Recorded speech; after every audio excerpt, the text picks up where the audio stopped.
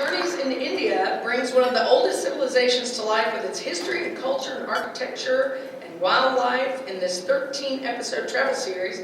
And here to tell you more about that is its host and world traveler, William Ball. William, come on up here.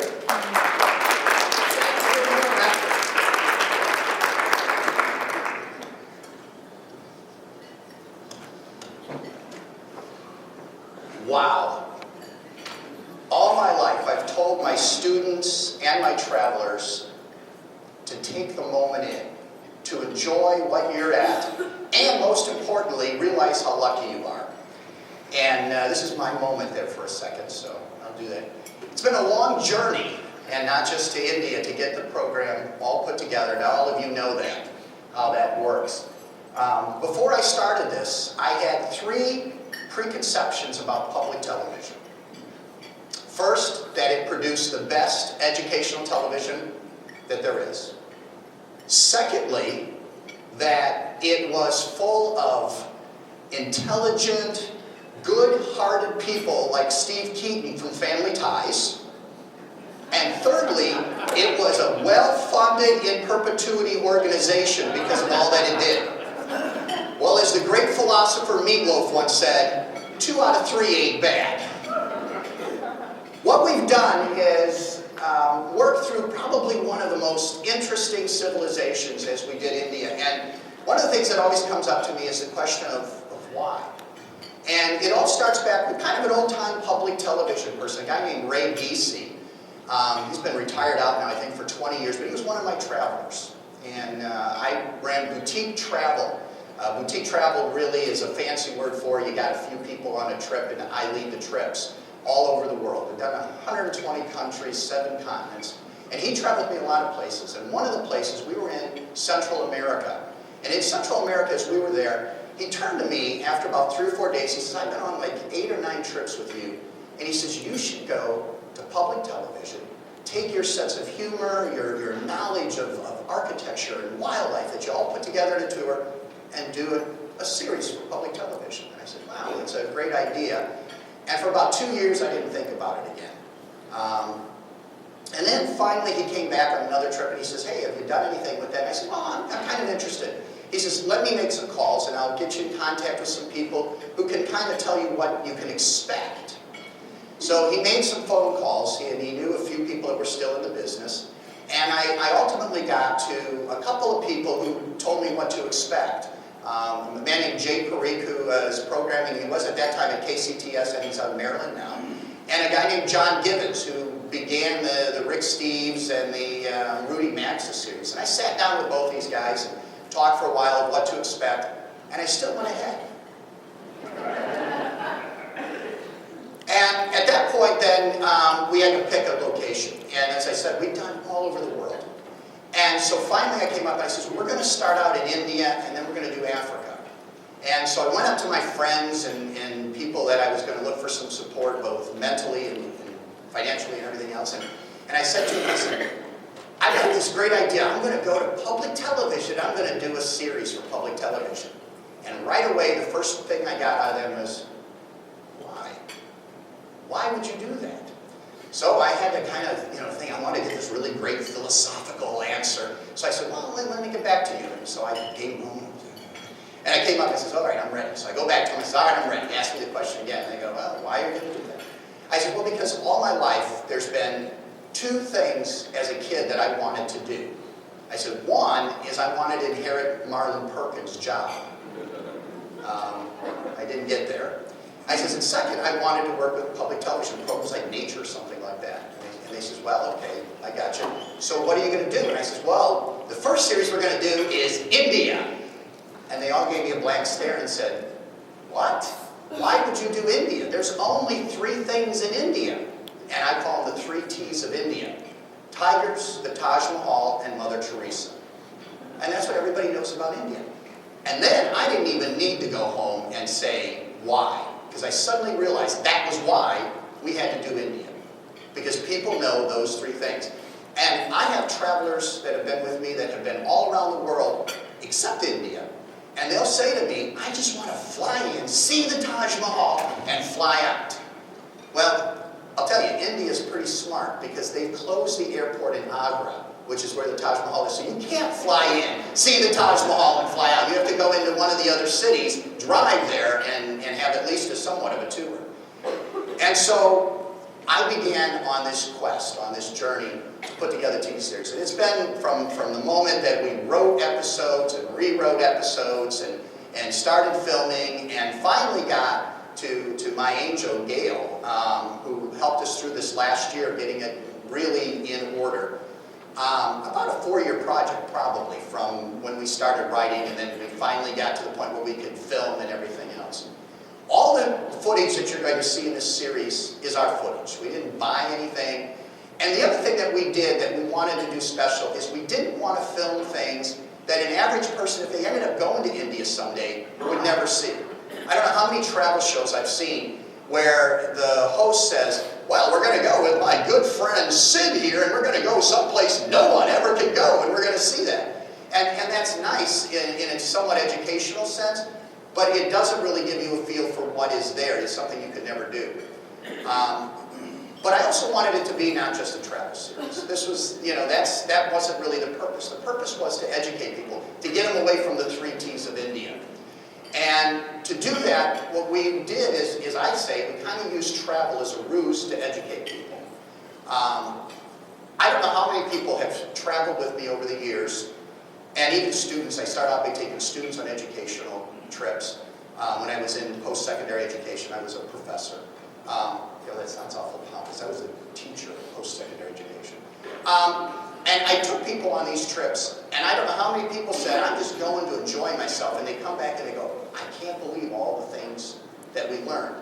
And so really this series focuses on the history, the architecture, the culture, and the wildlife of different regions of India. And then the same thing in April, we'll be coming out with Journeys in Africa, and it does the same thing. And it's not, again, going to be Africa. You right away, when you think of sub-Saharan Africa, and that's really what we focus on, you think, well, it's going to be all wildlife. And there's a lot of great wildlife in it, but there's a lot of the culture and a lot of the history of the people in the series also. We try to incorporate that into as many shows, if not all the shows that we can. In fact, a lot of our clips are longer than normal clips that you would have in terms of the information that you would get. And they would work very well in classrooms, and we're going to develop curriculum to go with certain clips in certain of the shows. Things like when we go to a spice farm and we talk about where spices come from. You can't believe how many people don't know that cinnamon is a bark. It comes from a bark. And we also going to do that with things like the tiger in that.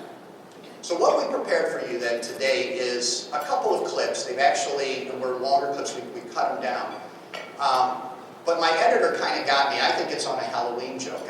He says, what 2 shows do you want to draw things from? I says, well, we'll draw from the Amritsar show.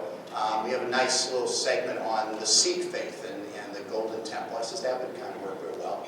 And I says, we'll get something from the Ranthambore show. Ranthambore National Park is like the national park in India to see tigers. I says, it's one of the 3 T's. It's pretty stereotypic, but people like that. So I says, something from Ranthambore show. So I figured he's going to find a nice little clip of a tiger.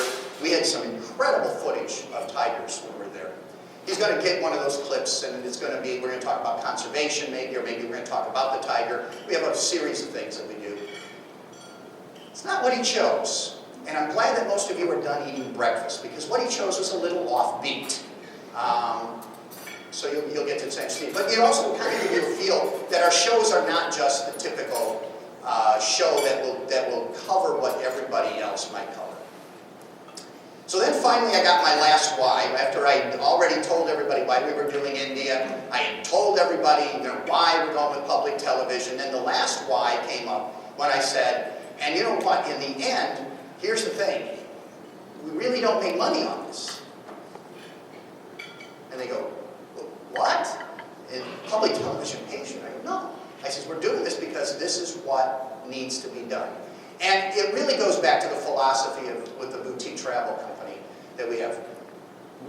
I lead all the trips, so there is a physical limitation to what I can do. We had a choice 20 years ago when I went from education to the travel business. We had a choice. We could become a Colette, a Trafalgar, or even like Rick Steves' company.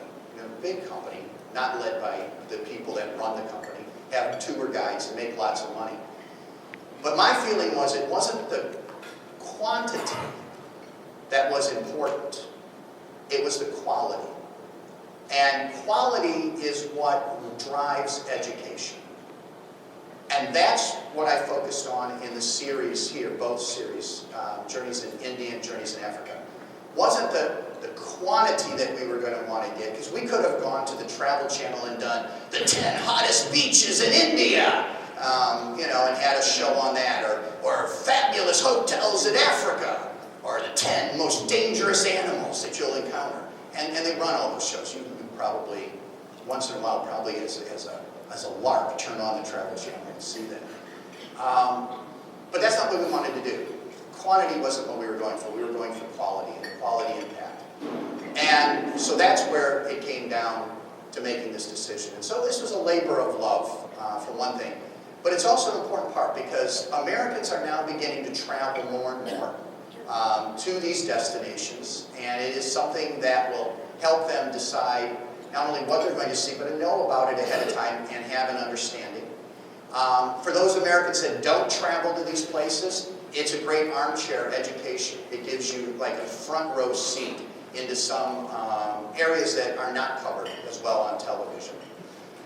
But it also gives a chance for people to learn about a different culture, learn about Sikhs. And everybody's heard of the tragedy of the shooting at the Sikh temple.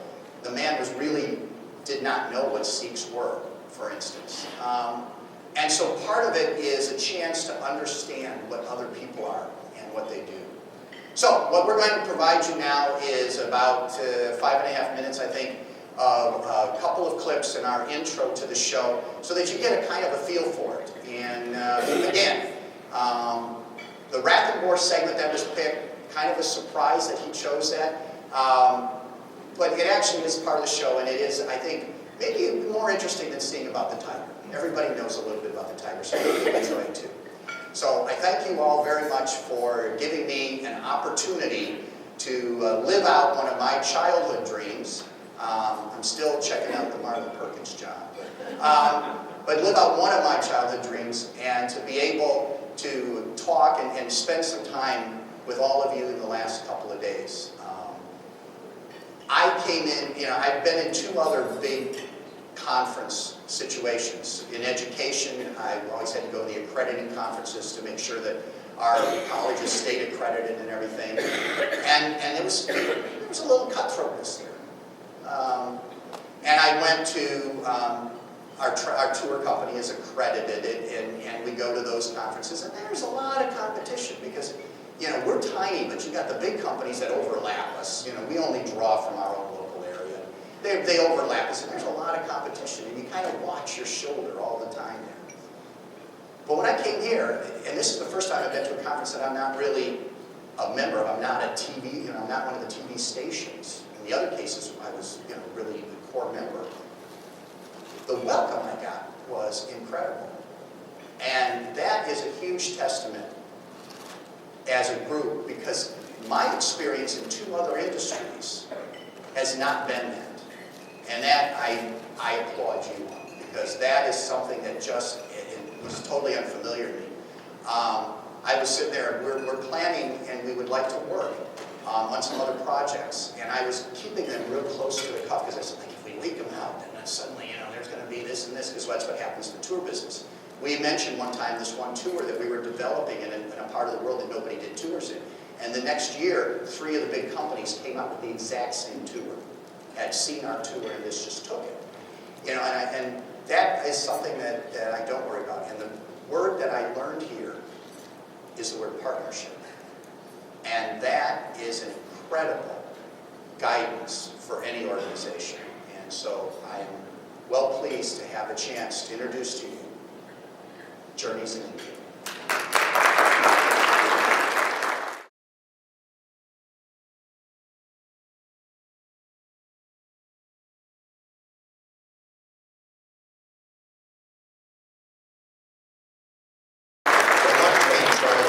At the turn of the 19th century, he wrote that India is the